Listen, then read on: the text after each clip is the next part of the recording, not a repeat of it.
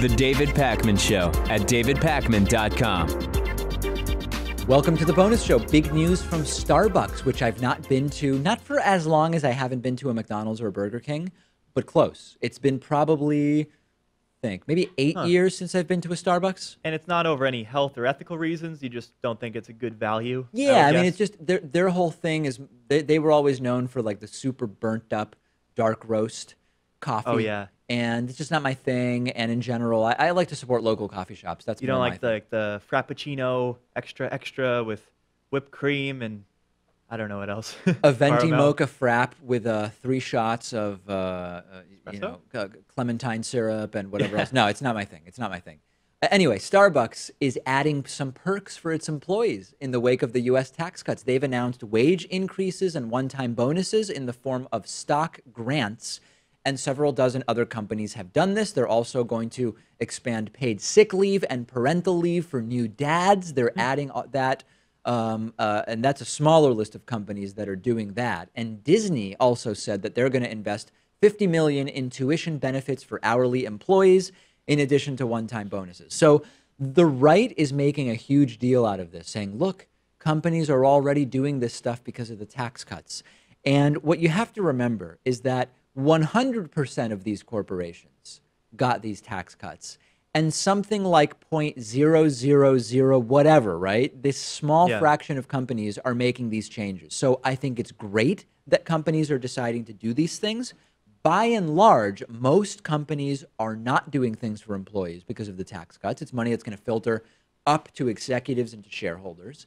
And think of the macro effect, because if you consider all of those companies that are going to basically hoard cash in a way that's not good for the economy, compared to a few dozen companies that are doing stuff like this, it's a drop in the bucket. And I think it's not a criticism of these companies. It's great that these companies are doing this. But what it's a criticism of is the idea that at the macro level, the tax cuts are good for the economy because a couple dozen companies decide to pay out one-time bonuses. And remember, these are one-time bonuses when there have been permanent changes to corporate tax law. Yeah, and obviously there's a major PR benefit for these companies. Of course. And I think with the Starbucks example, they're really going to get support from both sides here because, liberals are going to point out, wow, now they have parental leave and paid sick leave. Sure. That's great. And then the Republicans are going to point out, well, they only did that because of the tax cuts that Trump gave them. No doubt about it. So it's kind of a win from both sides, and I could see a boost in clientele from both sides of the aisle. And what it will lead to is more mocha bullshit frap things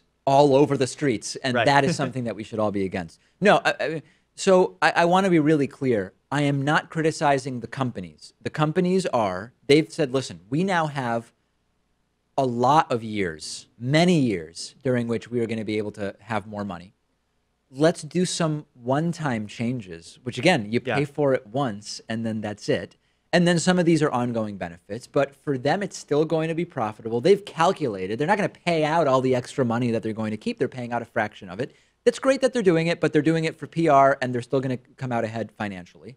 And the economy, big picture, is not going to benefit. It's just not going to. They're giving out scraps, is what they're doing. It's just like how the Koch brothers invest a lot of their money into like the arts, right? Because then when people criticize them, they can say, "Oh, well, look at all this stuff great we for support." Our community. Yeah, they support a lot of science stuff. They support building, new wings on hospitals and stuff like that. And when you have billions of dollars, as do the Koch brothers, as do these companies, you can afford to spend a little bit on that stuff. It's an investment. It really is an investment in being able to point to all the great things that you're doing, and nobody should criticize you. Cloning. We haven't talked much about cloning. There were a few famous cloning cases. There was this sheep that was cloned. Dolly the sheep. Dolly the sheep. That was a long time ago. At the 90s. Point. Was it the 90s, really? Yeah, I guess it was. And then we haven't heard that much about cloning, but in Asia, there's a lot of cloning-related research going on. And now, for the first time, China has announced that they have cloned 2 long-tailed monkeys. Why is this significant? Well, number one, monkeys are primates. It was thought that cloning primates was fundamentally way tougher than cloning horses or sheep or other mammals that are further from humans in terms of the evolutionary chart. The evolutionary, what's the word I'm looking for here? Yeah, the evolutionary chain, I guess. Yeah. I'm gonna feel stupid when someone writes in and tells me what I'm looking for here. But they've done it, and that suggests to many people it's probably not that far before there is the possibility of experimental human cloning, which raises a lot of ethical concerns and a lot of different concerns. Now, are you concerned about human cloning generally speaking? Is that something you think should not be allowed? That's bad? I don't know. I mean, I have this like visceral reaction to it where I think that it's unethical in some way. And yet, if you press me on it, I don't know if I could lay out the specific reasons why. Same here. I mean, I guess there's an exact copy of you out there somewhere in the world. You can kind of say the same thing about twins, though. You know what I mean? Yes, although twins right. aren't deliberate, right? I mean, that I guess would be the difference. But Yeah. I have the same thing where I imagine, okay, so you've got like a 30-year-old and then you clone them and then it's born. And now basically you have this same person 30 years behind. And of course, it's nature and nurture. So even with the same DNA being brought up in a different time and by different parents, it's going to be a different person, so to speak. But something about it just doesn't feel right to me. But I really need to think about what the principles are that make me feel that way, because I don't know what they are. It's so strange to me how they're going to have their own distinct consciousness. Yes. You know, distinct from the person 30 years older than them, That they were even though cloned they're from, a yeah. DNA copy. You know, It's- is that surprising to you? I It's can't not wrap my head around surprising. that. I mean, Yeah. I understand how it works, but it's odd, and I can't exactly say why. But at least as far as the cloning of the monkeys go, the lab that's working on this says that there's no intention whatsoever of using this to eventually clone humans. And of course, it doesn't matter what they say, because it's technology that can be applied one way or the other to humans eventually, potentially. Yeah. But they are saying it's not our intention to eventually clone humans. You know, and I'm generally open to scientific exploration and funding, regardless of if we know exactly what we want to get out of it in the future. I mean, animal cloning, it's just interesting. I don't know, what can we benefit from, you know? Yeah. Like raising livestock, that sort of thing. Especially if we're not going to, you know, do this to humans one day. Right. Yeah, I'm sure that there is a list of what the benefits of animal cloning could be. I just don't know what it is because I've not been following it closely enough. But Yeah. we should look up that list. And apparently the reason that the U.S. has fallen behind China in this scenario is because we have so many regulations on testing on primates here in the U.S. Right. That it's just not an environment conducive to doing so. Not only that, I think that also the right-wing religious conservatives have also been able to slow down, not necessarily cloning research, although they probably have, but embryonic stem cell stuff. There's a lot of technologies where we are falling behind because of the religious right. Like, if you clone someone, is that person still God's creation? I guess they would rationalize that it is, because Yes, of course. he God told created cloning. humans to then, you know, have the scientific means of cloning other people. God set God's up creation. humans to discover cloning. Yeah. And, you know, Okay. whatever. In a first for a major American sport, you all know where it would go. In a first for a major American professional sports league, the NBA is now formally asking that laws legalize sports gambling nationwide. The NBA is saying our conclusion is the time for a different approach. They want this legalized, and they want a piece of the action. The NBA is saying pass a comprehensive sports betting bill, and it could be a model for a 50-state solution. They want to expand from the 4 states in which sports betting is legal, most prominently in Nevada. Yes. I always pronounce it Nevada now. And I think that there are a number of arguments to make on both sides. As always, when you talk about legalizing something that is sort of, I mean, I consider gambling a vice of sorts in the same way It is that, a vice, yeah. It's a vice, But it's period. it's one that's not, like, physically detrimental to your health. I Well, mean, psychologically, I guess. I And, think that you it know, can be so psychologically impactful that it starts to impact the physical. what But you're yes, saying, I know yeah. it's Yeah, not yeah. like smoking a cigarette. Right. That's the point. You're completely right about that. One argument is when it's illegal, a black market develops, and black markets lead to other stuff like guns and beating people up when they owe money. All of that stuff kind of builds around it. So if you legalize it, you actually make it safer for a lot of people. The counter would be that by its legalization, it can create the false impression that it's safe in some way. Like the idea that because cigarettes are legal and pot isn't in a lot of places, cigarettes must be way safer than pot, when in fact that's not the case, right? So I can see the arguments on both sides. The real concern to me, though, is there have already been problems with people involved in a sport, either in playing, coaching, or refereeing it, also being involved in betting. And of course, it would remain illegal, I would assume, or at least against the rules of the league, for anyone involved to be betting on the results of games.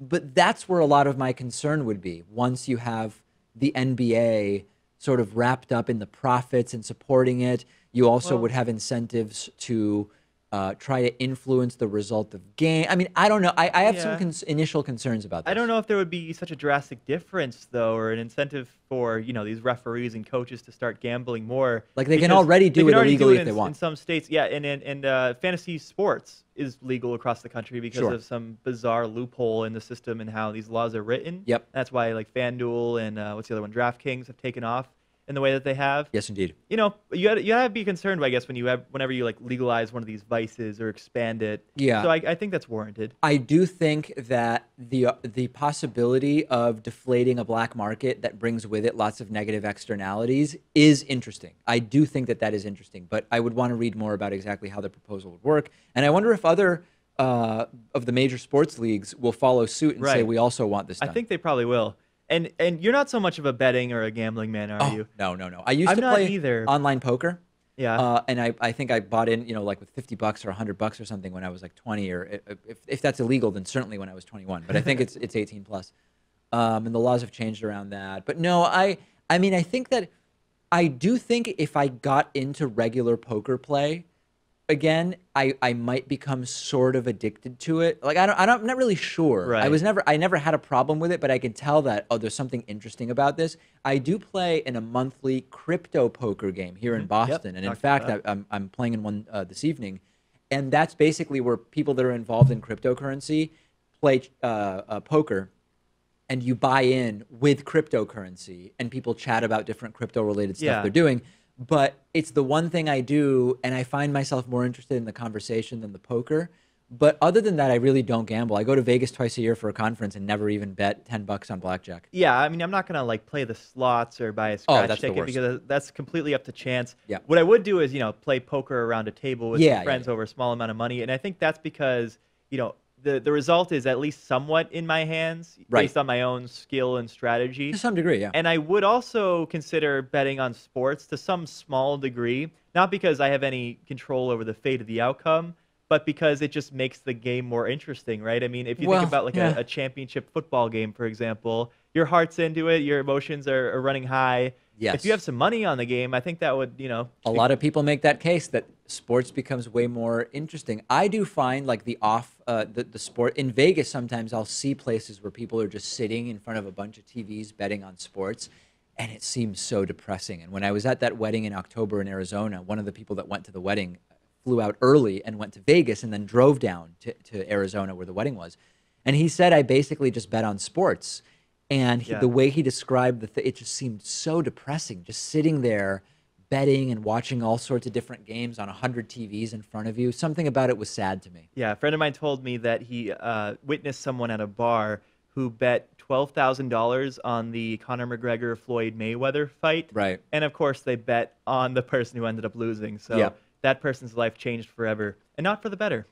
So I'm guessing the $12,000 was not an insignificant amount of money to that person. I would guess it was not. Yeah, that's sad. That's sad, and that's what we call a problem, right? I mean, that's a major problem. Yeah, especially because he lost. Well, that's the rationalization a lot of the gamblers use, which is it's only a problem if I lose. It's like, well, then it's a problem to make the bet. I hate to break it. That's it for the bonus show. We will talk to you tomorrow. The David Pakman Show at davidpakman.com.